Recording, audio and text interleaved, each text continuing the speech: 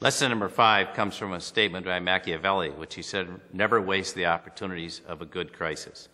And I would say in a crisis, you can make fundamental change in your organization, make fundamental change yourself. You have a chance to reinvent your leadership. You have a chance to reinvent your organization.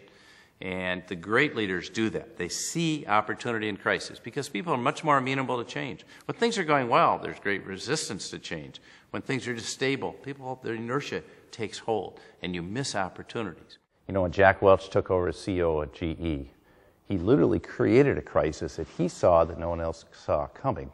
And this is the early 80s, and what he saw was this kind of global competition. We're going into a global world.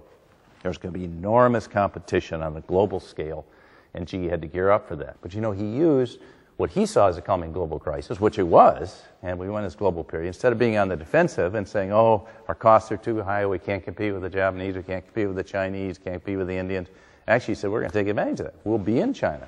We'll be in all these places. We'll become a great global company, which they weren't at the time.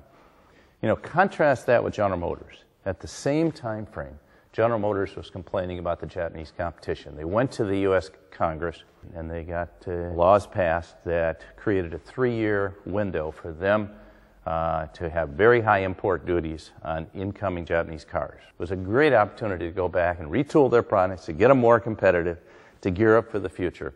After lobbying the government, they went back and raised prices, pushed their margins up, and 3 years later, you know what Japanese did, Toyota and Honda, all they kept taking more costs out and putting more features in. So they made the cars better. They made them run, you know, better gas mileage, while GM was lobbying against improvements in gas mileage, so they were making the gas mileage better.